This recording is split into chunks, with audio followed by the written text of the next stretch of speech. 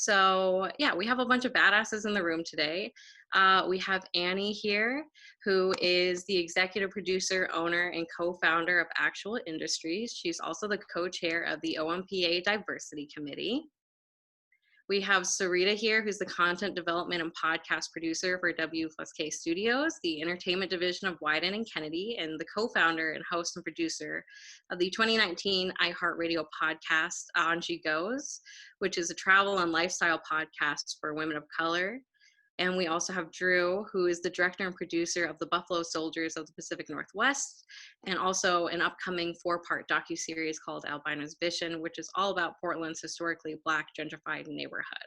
So we're gonna go through this today, and we're gonna give each person about 10 minutes to talk about their experiences, what they're doing, how they wanna see change, and how you all can support them in doing that, or us as well. I'll be talking to a bit.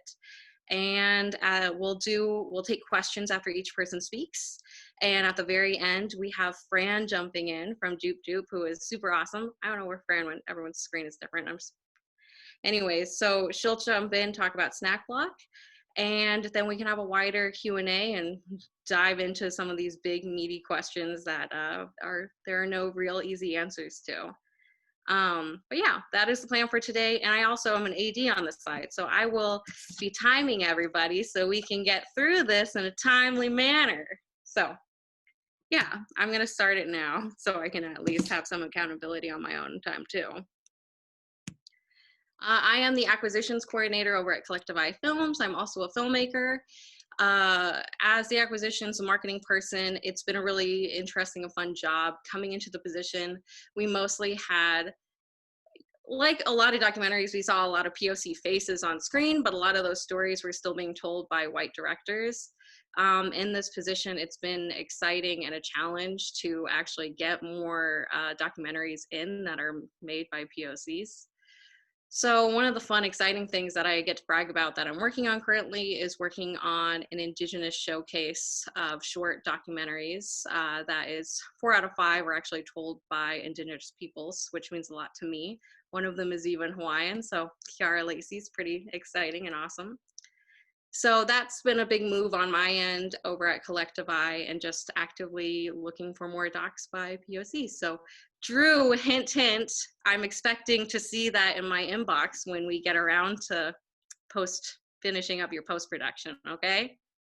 But yeah, I guess the other thing I work on as a filmmaker that Tim knows a lot about is that I'm working on a motorcycle documentary, a short that is all about women motorcycle riders in Oregon.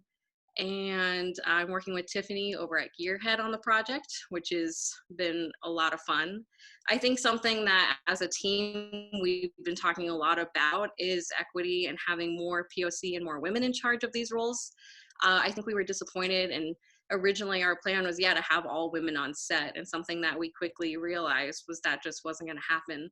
But something that meant more to me than just that was the idea of having women in charge of the departments. So, like, our DP is Jasmine Carsey, who's a woman, and to me what is more powerful than just having an all POC or an all woman set is having more POCs and women in charge of sets. To me, that's going to enact a lot more change than just hiring a bunch of PAs as Black Indigenous POC. I think that's often the case in a lot of our creative community, that an answer to our questions or how we're going to solve the problem is hiring interns and a bunch of low-level positions as POC. But what we've seen is, honestly, through this whole COVID pandemic and employment disaster, is that who got cut first and all of that. So that's something we can obviously talk about a bit today too.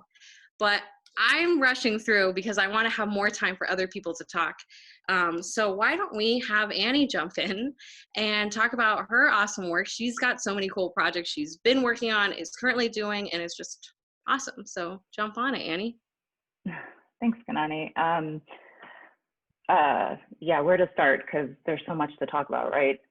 Probably the most important thing I'm doing right now is as a co-chair with Fran, who is here somewhere, on the diversity committee for the Oregon Media Production Association. And that has been a really enlightening experience, because All of you all are probably filmmakers of the sort who have worked on personal projects. My career, which started back in New York City, where I spent 6 years producing and directing Food Network television shows, moved to Portland in 2004, spent 16 years now here, which I can't believe, watching this industry grow up.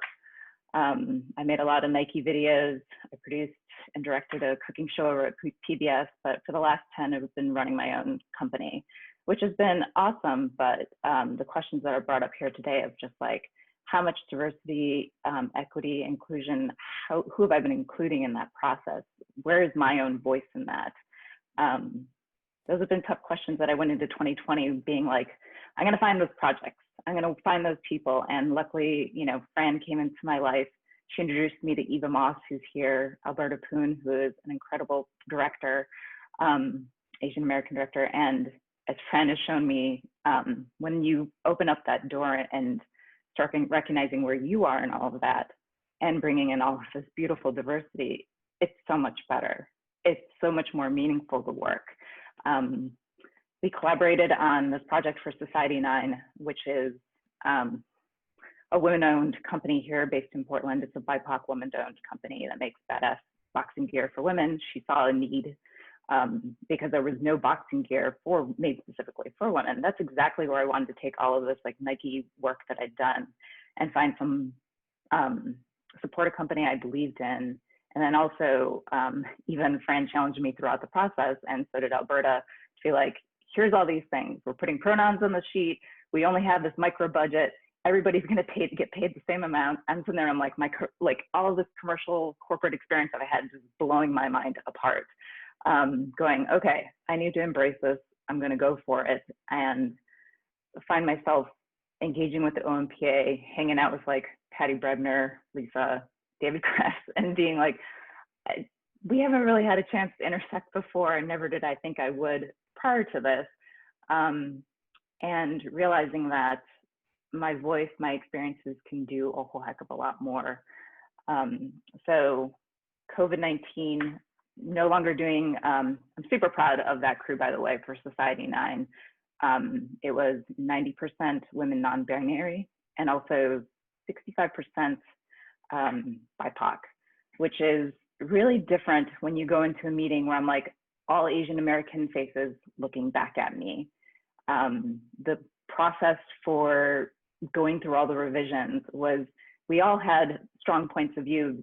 I want to say because it was 90% women non-binary, there was so little ego involved. We could disagree. We definitely had problems internally in terms of like sorting out all the issues, which I won't go into, but stacked against all the work I've done, has been the most impactful for changing who I am and how I interact with this industry. And it's really helped me bring that perspective into the diversity committee and realizing we have such a long way to go as an industry in Oregon. I've always longed for community.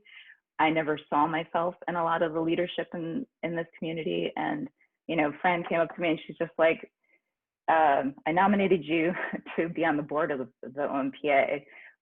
We need to take up space. If you look up at the board, there's one Black BIPOC person on the board. There needs to be more. And I'm going to stop there because there's so many stories that need to be told and more voices here today. But that's what I'm up to. Thanks. And I'll hand it over to whoever Kanani says should speak next. Sarita, thank you. The AD brain is like, yeah, look at that, 5 minutes. And we also, at the end of each person, you are welcome to throw in questions in the chat box if you have any for each person as they come up.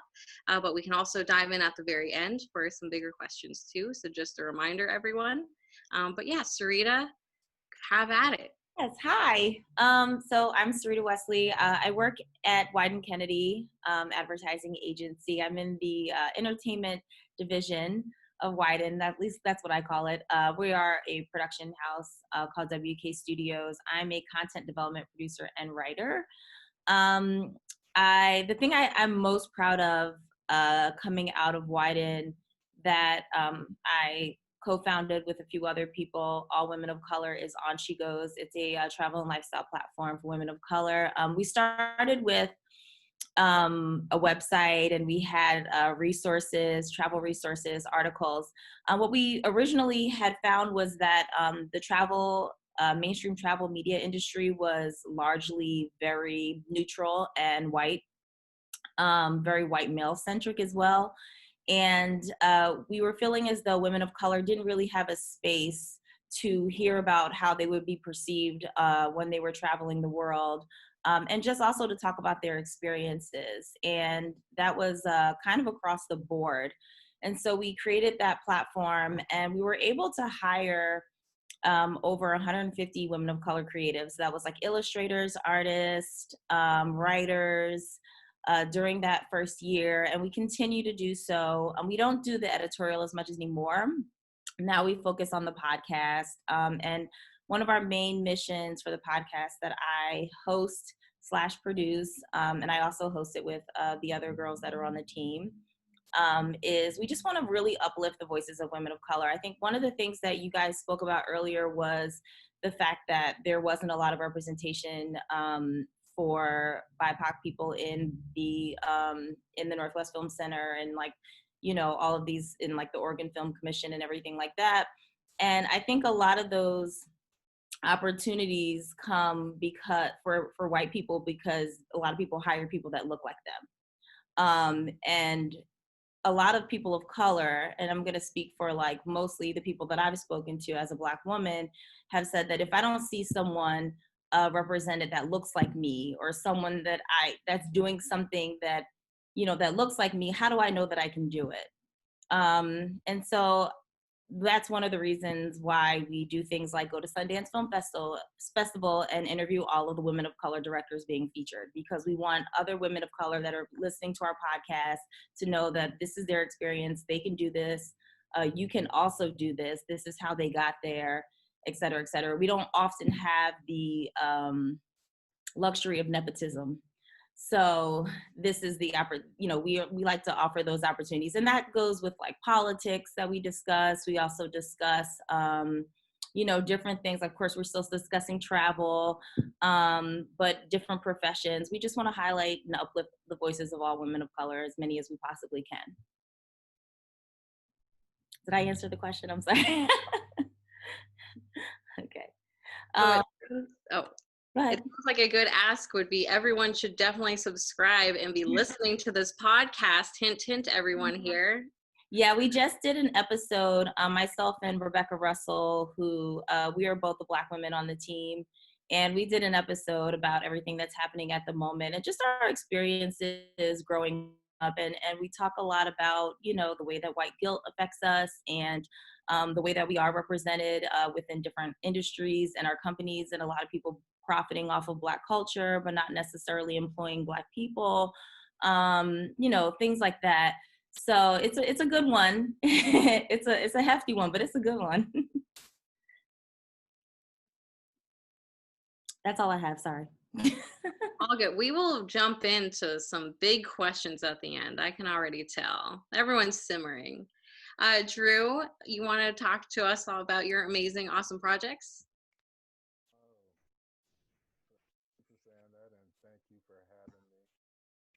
I was a little conflicted when I was asked to be a guest this week. It was a bit of an emotional couple weeks, as I'm sure you all know. The murder of Breonna Taylor, Ahmaud Arbery, and George Floyd, and all the protests. Drew, could you turn your sound up? We can't hear you, brother.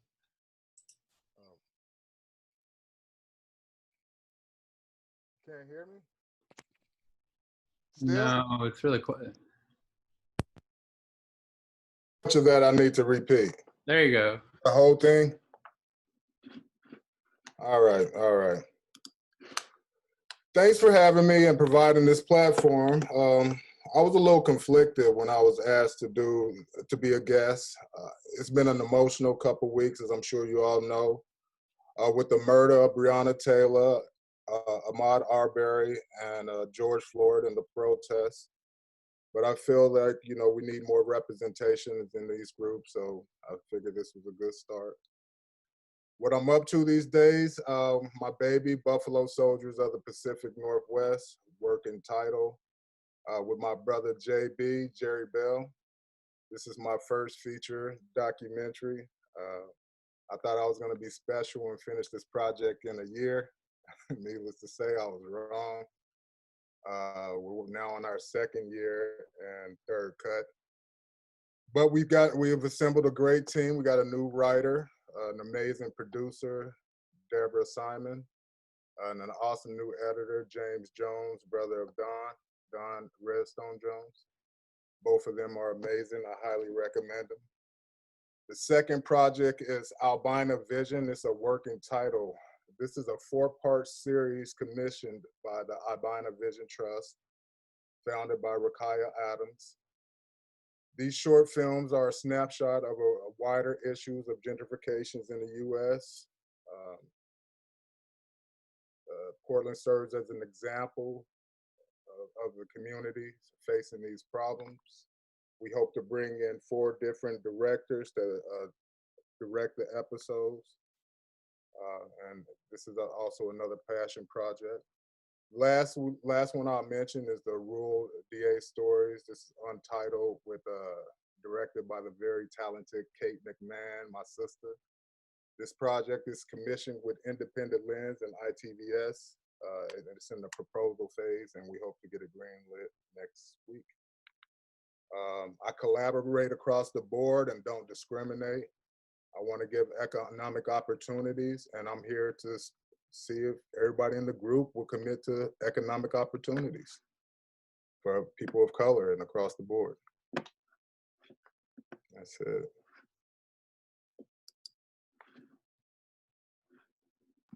So we don't have any too big of questions just yet, but why don't we have Fran jump on and talk about Snack Block, and then we can kind of dive into a larger, bigger discussion about addressing racial bias and all that.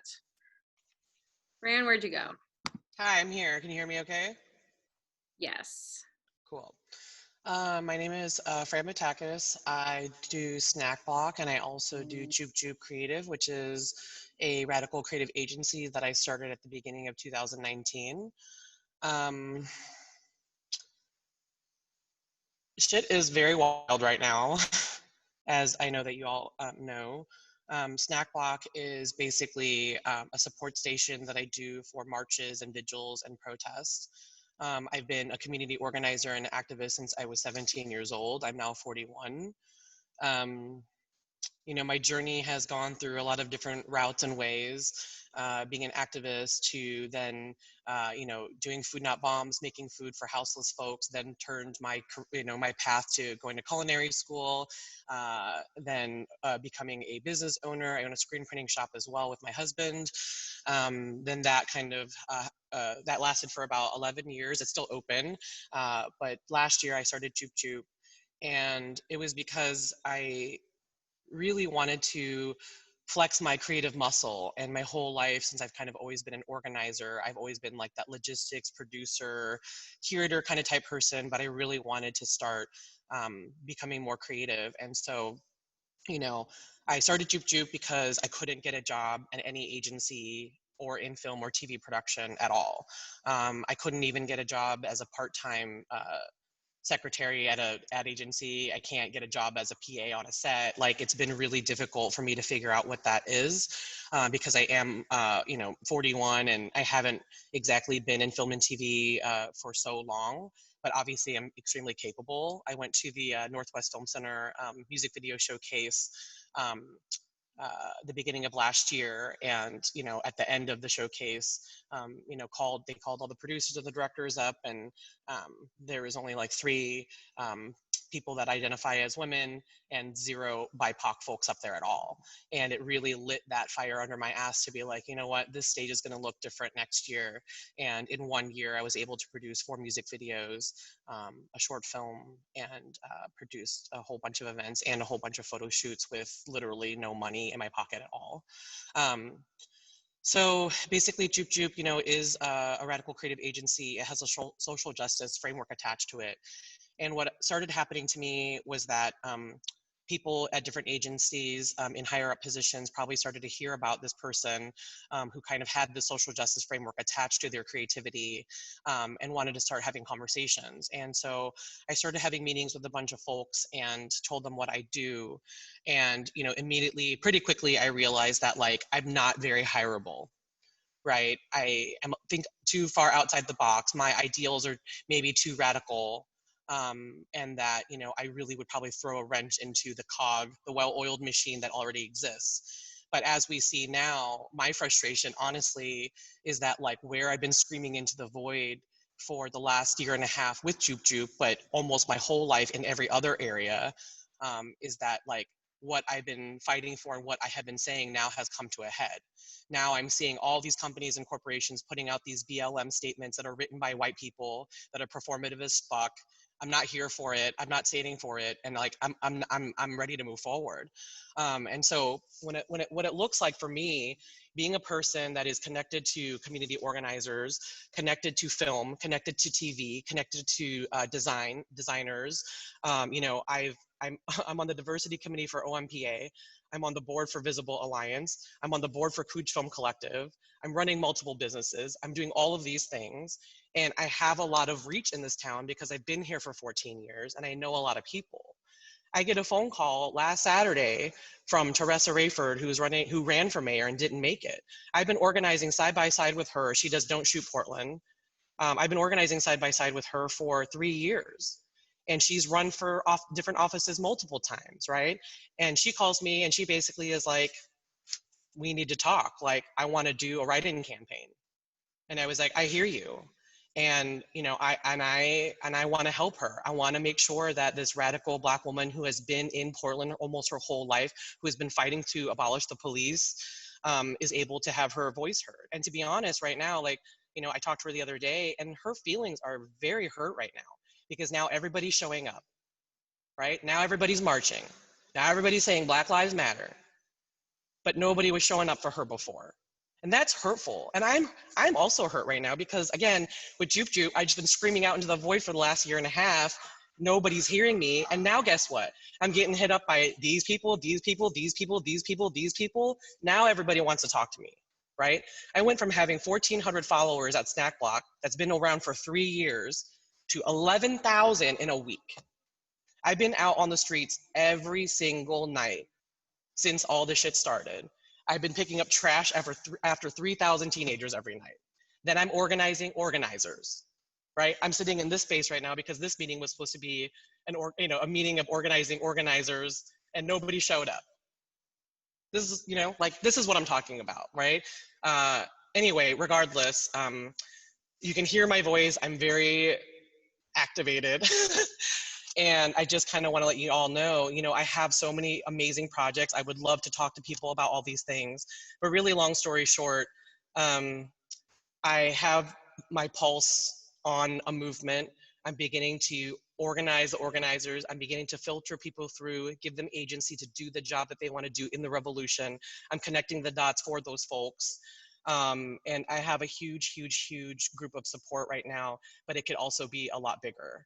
And long story short, I just want to invite any of the BIPOC creatives in this room that on Wednesdays at 2:30 at PICA, I'm going to be organizing the BIPOC creatives in this town so we can sit down, we can create a list of demands. I want to be able to make sure that whatever accountability or whatever pledges that we have are not performative, that we have a plan. And like, I'm playing the long con game now. Like, there's no more Band-Aids being slapped on shit anymore, right? And so I need all the voices of the Black and Indigenous folks in this community in particular. Like, even for Snack Block, I'm a woman of color. I've been an activist for this long. And on our our third birthday on June 4th, I handed over leadership to the Black and Indigenous folks of our group. Right? I'm going to be here for them as a forever mentor. They're going to have access to my spaces, my resources, my networks, my buildings, like everything, right? That's what we all need to be doing. Like, y'all, I'm trying to do all these events and asking for PAs and screens and all this stuff, and everybody just holding on to their shit. And I don't want that anymore. Like, I need y'all to give up your stuff. I need you to give up your access. I need to give up your networks. I need to get y'all to give up the mentorship, the jobs, everything. Like, let's have that conversation. But where the conversation needs to start is within the BIPOC folks in this town, and we need to just start hashing some stuff out. So I just want to invite y'all to that. And then just to also let you know that I have a big event planned. Basically, it's going to be a snack block party on 6/20 to kind of get everybody activated. That doesn't look like walking into tear gas every single night. So just keep an eye out for all of that. And yeah, thanks for giving me the space to speak. I appreciate it. Thank you, Fran. That was, as always, so powerful, and you're amazing and doing the work that so many people say that they're going to do but are not. So thank you. I think a good segue that we can at least start to jump into is like, what are next steps? All of us are working in such different, or we're all working in this creative community together, but what change do we want to see within our communities, within our industry? What are some next steps for us panelists to kind of dive into? Drew started with this idea that we need to be hiring more BIPOC. And yeah, I would love to open that up to all of us. Fran, you too, of course, you have so much to share. And yeah. I mean, I would say I agree with Drew 100% that we definitely need to be hiring people of color and putting them in positions of power. But even if you do that, that is kind of performative, because if you're going to be the only Black woman working in a space, that's not going to work. That environment is not going to be okay for that person to be there alone, navigating all this bullshit microaggressions and all the things that happen, and not even have, you know, an HR department to talk to, or whatever that is that you need. Literally, all the other meetings that I had last year were from young POC, queer, trans, non-binary creatives that got lucky enough to even get jobs in those spaces, and were completely at their wits' end with being gaslit, not being given opportunities, people taking credit for their ideas, on and on and on and on and on. And another huge reason why Joop Joop exists, right? And I would get people saying, "Can I come work for you?" And I'm like, I am one person. I don't even have anything to even offer you. And so, we even came up with the idea, or I came up with the idea with starting like a talent management. And it wasn't just particularly for adults, models and actors, but for crew, right? Like, we've worked on projects together, and it's like, we have an Asian, film crew Instagram group. We were gonna make Crouching Comic, which is gonna be an all Asian cast and crew short film filmed in Portland, Oregon. We're trying to take space in all the things. But again, I feel like it's great to hire people and put them in positions of power, but without that framework and that structure and other folks that are gonna be in that environment that they can trust and be a part of, it's extremely dangerous and extremely toxic for people to be in those spaces. I agree with Fran. I think, that does become a Band-Aid at times, where people just want to thrust a Black person into a position of power or something just because it looks good. And the fact of the matter is, like, all of the problems then fall on that person. And then there is no equality in that. I think one of the things that needs to be done for agencies, for networks, for production companies, for, all across the board is basically tackling your unconscious bias. I like to compare it to when you're unpacking your own generational trauma, like within your family, and you're going to therapy and you're going, oh my gosh, this is why I do that. Think about the reason as to why you have the feelings that you have. Why are you uncomfortable if you have an AD that is a Black woman?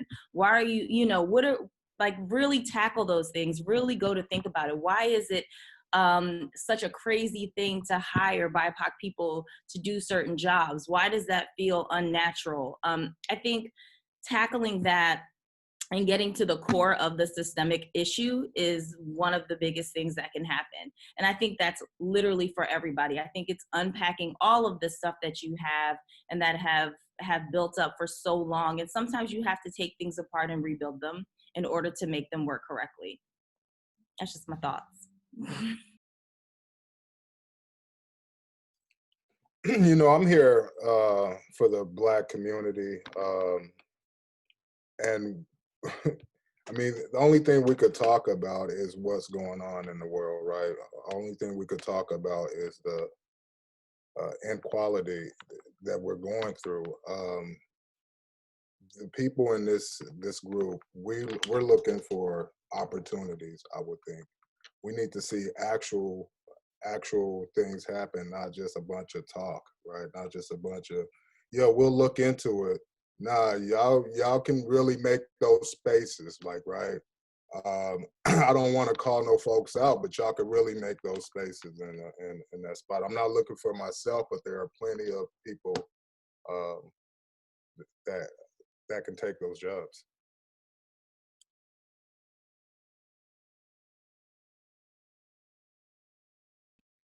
I mean, I agree with you. I think there's always plenty of people out there that could take those jobs, and I think that's what's happening right now is everybody is just so sick of the talk. We're tired of the talk. Nobody wants to, like, I don't need to know what your plan is. You know, just like actually put some things into action. You know, Fran spoke about performative things. Like we do see a lot of brands, they're reaching to say something. Everybody wants to be, again, like on the right side of right now. And it's like, I don't need you to perform for me. I need you to show me. I need you to actually make something happen. There are things, there are ways in which these people, you can give these jobs, you can do it. And I think one of the things to tackle there is uncomfortability. A lot of people think if they give up their space to a person who doesn't have the opportunity that they're going to completely lose their space. No, if anything, I mean, it's like you're allowing yourself to make space. Like, sorry to say this, but white people take up a lot of space, just in general, in the world, everywhere we go, constantly in our minds, like physically and theoretically. And I think allowing someone else to have that space is one of the best things that you can do. You know, sometimes stepping away and giving another person an opportunity who hasn't had the opportunity can create like a big difference. Yeah, I definitely agree with that. I feel like, you know, a part of me stepping down in leadership at Snack Block was really to kind of lead by example, right? The folks that I handed leadership over to are two Black folks and an Indigenous folk, a person, and they haven't been doing this as long as I have, right? So even though now they're in leadership, my job as a non-Black person of color, using my privilege to lift those folks and give them the support that they need to be successful. You know, even a part of like what I wanted to do with the Juke Juke talent management was also to provide, you know, access to a radical lawyer, you know, teaching people how you might be able to navigate contracts, right? Like, do you have know your rights training, right? Like, are you brown and Black, you're living in Portland, you better know what your rights are, right? All these things that people don't even think about that you need to be able to survive being a person of color living in this space, in this place, right? You know, one thing that I have noticed with all the kids out every single night that I've been going downtown is that a lot of young folks want to be engaged and they really want to be seen and they want to be heard, but that's not always what's available to them. And I think for me, even reaching out and looking at kids that look like they're already doing a job, I'm identifying kids who have a medic armband on and walking over to them and being like, hey, do you actually have medic training? No. So like, why are you wearing that armband? Because I'm carrying some Maalox right now and, you know, I just want to help out. And then I'm like, do you know the first rule of protesting? No. Do you know, do you have any know your rights training? No. Did you fill your jail support form out?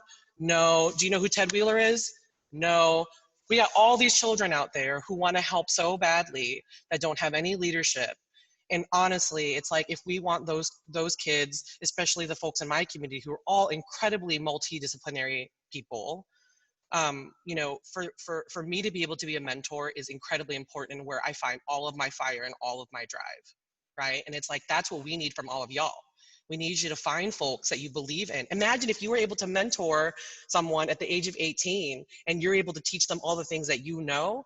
By the time that they're 40, like, they're going to have an incredible wealth of knowledge and experience that like would not been able to have any other way. I'm 41 years old and I never had a mentor. I do literally 100 things because I tried 100 things to see what I like. You know what I mean? Like what I want to do, right? But even still to this day, I'm 41. I'm like, I still wish I wish somebody could be my mentor.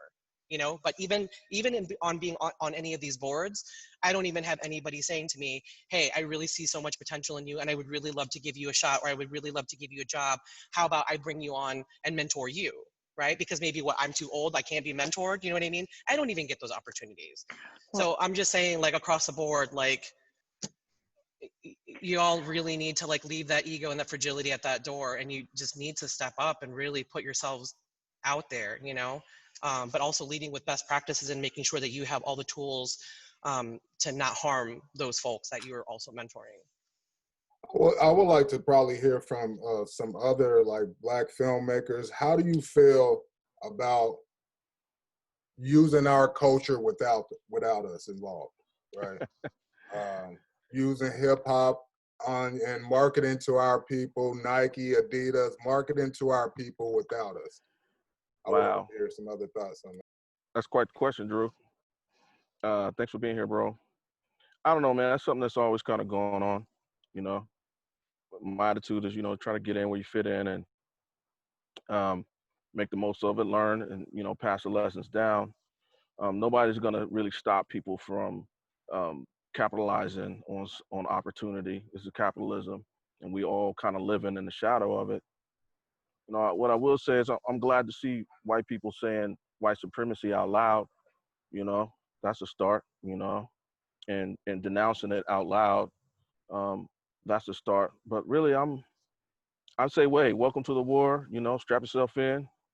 You know what I mean? It's going to be, this is not the work I've been doing. You know, this is what we do. I didn't really have to shift gears. I'm kind of more of a radical in regards to, you know, my filmmaking craft. You know, I left the Hollywood model because I really didn't fit in very well. So, you know, I learned everything I needed to know so I could do the shit myself. So that turned out to really be beneficial during the pandemic. It turned out to really be, you know, beneficial in regards to I'm able to still do what I do. I'm still able to move and shake and adapt to this environment and continue to learn. And, you know, in regards to, you know, the social justice stuff, that's the work I've been doing. I don't have to shift gears. But at the same time, I'm welcoming for those who are seeing things more clearly now. I want to join in and sure, be conscious. But I guess the other thing is I'm really not looking for a job to be around people that I don't feel comfortable around. I made that decision a long time ago. If you have those kind of feelings about me, even if you're not saying anything, I'm not trying to be around you. I'm going to build up with my network of people, whoever that may be, and move and shake with them. And that's just kind of my attitude. That's what I would suggest for folks. You know, of course, I'm trying to give back like I was given at a very young age for photography skills to young, especially Black folks, Black youth. I continue to work with them. I started a virtual residency last week where I'm teaching these skills with animation, photography. I mean, for me, it just doesn't stop. And I don't know if there's a model just because it works for me that it's going to work for you. I would say search your heart, do what you can in your space. There is no one monolithic model that you need to do as a white person or a Black person. The main thing is just once you become conscious and start thinking about these things, you have to do whatever it is in your space, in your way to impact that. And I don't know what that is. I can't tell you what that is. But as long as you're thinking about it and your heart is good, it's going to move towards something positive. And that's my piece. Thanks for being here. Thanks for having this subject. I appreciate it. And I will get out of the way. Thank you, Elijah. That was awesome. We have over on the comments, we've got a lot of talk about how we can start pulling in more women of color and BIPOC folks and what kind of databases we have. And we have some awesome people here, such as Dawn, who has worked with a majority of women of color. So I would love to hear from Dawn and then open it up to everyone else so we can start to compile resources so we can get those people hired. Dawn? Thanks, Kanani. Thanks for everyone being part of this conversation. Yeah, it's true. Since 2015, Sister in the Brotherhood, we had all female, mostly women of color crew, and I've tried to replicate that on all of my sets since. And this year I'm hoping to make a feature film, and I'm going to make a feature film. Things got pushed back a little bit. But one, I'm taking assistance on that. Anyone that's willing to meet with me and help navigate the process. I do have some awesome producers, including Tara, who's on the call, and Sean, who's going to shoot it. But there's still lots to work on and get underway, and I'd love some industry assistance. But so part of my background is that I taught at Oregon Tradeswomen for 9 years. I taught women how to use power tools and how to build shit and how to advocate for themselves. And part of that was like understanding how to change the industry to create space for more women and women of color to access living wage careers in male-dominated industry. So I have some experience with this. And for me, the approach should be multi-pronged. Like, we need more people coming in to get jobs, period, because the more of us that are here, the more comfortable we'll feel and the more we'll be able to start to navigate this world to open up even more doors. But we also need people at the top to create that space too. And one of the interesting things that is something, I don't know if anyone's talked about this, but something that happens in construction is if you have a project over a certain size, over a certain budget, you want to, especially if it's a federal project, you are required to have a certain percentage of women and minorities on the job site. I would like to see something like that within the film industry, especially through like Oregon Film, or maybe it's OMPA, somehow incentivizing, creating minimum standards for what the inclusiveness should look like on a film set. I mean, I think something that would take some work in a team, but I don't know if that's something, Fran and Annie, that y'all have looked at, but I think it's worth looking into, because I think you need to also, at the same time that you're asking individuals to step up, I think there also needs to be something more to incentivize it, if not actually push people to make this change. So that's one thing I want to say. I also think the shadowing.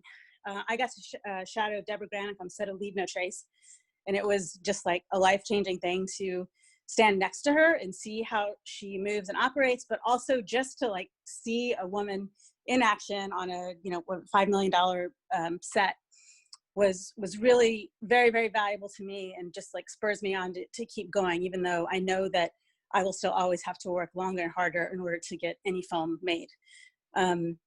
Anyway, I have a lot of thoughts, but I'll stop there and keep listening. Thanks to everyone for being here. Also, I kind of feel like it's the same people here having this conversation. I see a couple of new faces in the list, but I'd love to see even more. How can we get this conversation out into the world so that more people are thinking about it, especially right now? Like, I feel like when we talk about, I was talking to someone from Milan Week today about an article about the industry starting up again. And one of the things I said was that when you talk about beginning again, I feel like, yeah, we're going to talk about coronavirus, but we're also going to talk about how our sets are going to be more inclusive. And those two things go hand in hand for me. Okay, signing off. I want to throw in, say something. My name is Howard Mitchell. I go by the pseudonym Gato. I'm a film writer, film director, and a writer, but I also pay my bills by being a social studies teacher. But my work focuses specifically on the issues surrounding justice and power, and specifically anti-Blackness. And I've been working on, or I finished a film that's dealt with Portland issues with gentrification, and as a dramatic narrative. But I'm really interested in how two things. What companies like OMPA, OMPA, Northwest Film Center, and others are doing to reach Black communities in Portland area in terms of an audience, making it palatable and interesting for them to come in and reach and speak to them, even as an audience. What has been done, and what are people thinking to do?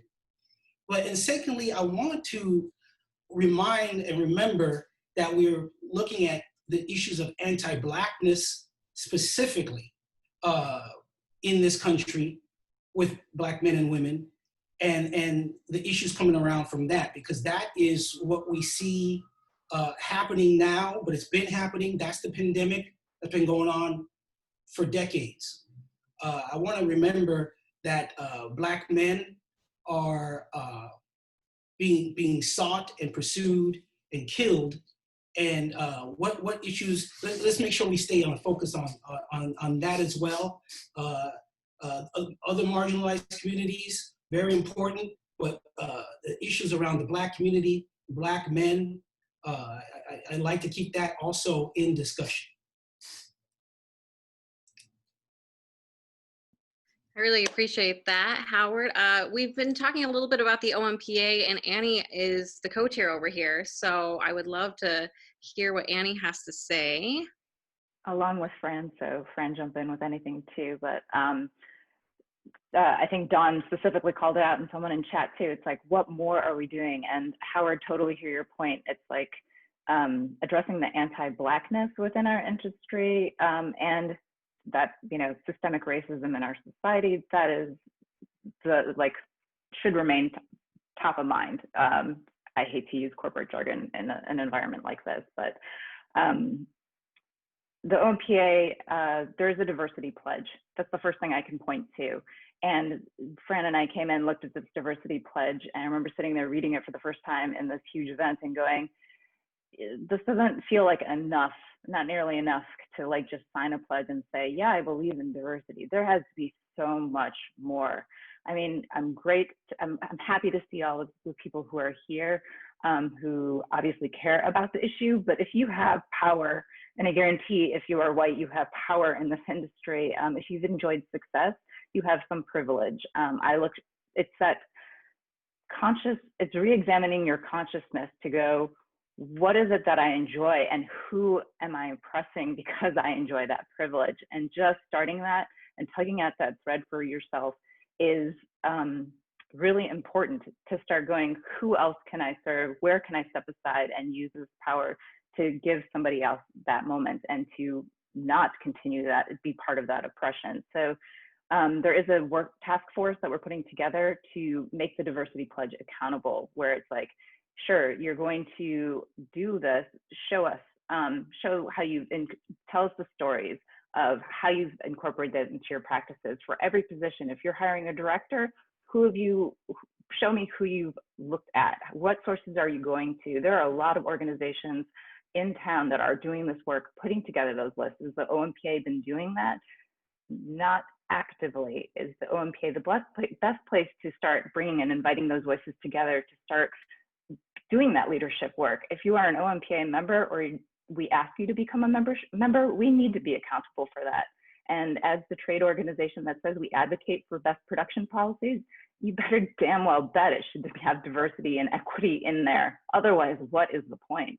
Because if you haven't woken up and realized that all of our audiences are changing to look, you know, like all the myriad of people that are out there, and you're not already speaking to it, it's like you wouldn't have mediocre creativity putting that out there in your ideas. Don't be mediocre in your practices and just being you. Do far more. And the OMPA can definitely, you know, benefit from listening. That is step one, listening, putting forth all of the voices and creators who have not enjoyed that space. And take up less room. If you have had the mic, you've had the spotlight, take up less room and make room for others. And you know, events, who you actually see when you're just even looking at the pictures of whatever it is you're creating, who is in there and who are you reflecting and whose voice are you thinking about beyond just your own? All right. You know, I think about, can I ask a question? Yes. This is Jared. JD. Hey, what's up, man? Drew.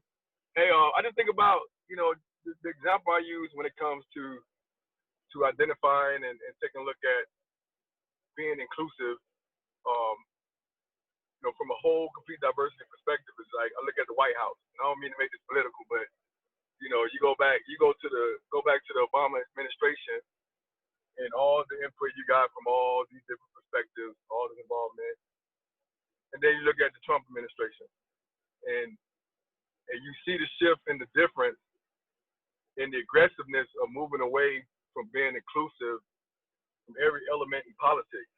It's the same thing in creativity to me. When I go to a website of an organization and I look at their creators, and you know, it's pretty much a turn off for me if they don't have different input and different perspectives. The black input, the native input. So that's what that's the picture and the view that we need. We need more of that here.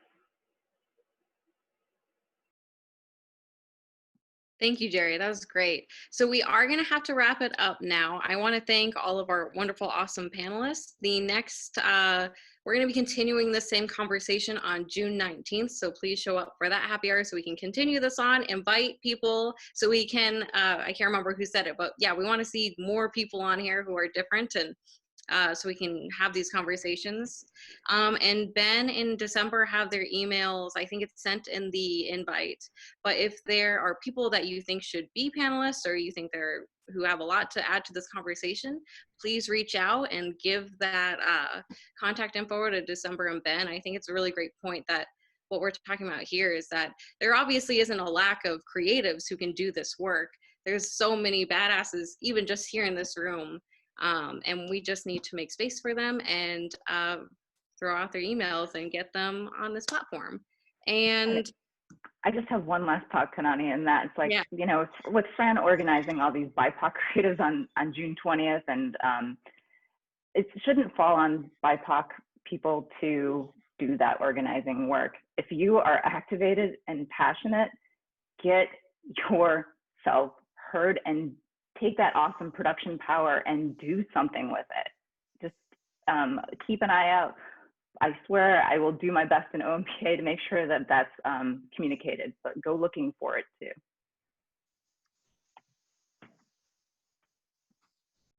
I think Ben just has to do thank yous and yeah, we'll wrap on time. That's my number one thing. Anyways, Ben. Thank you. Yeah, thank you everyone. Like Kanani said, we're going to do this again next Friday.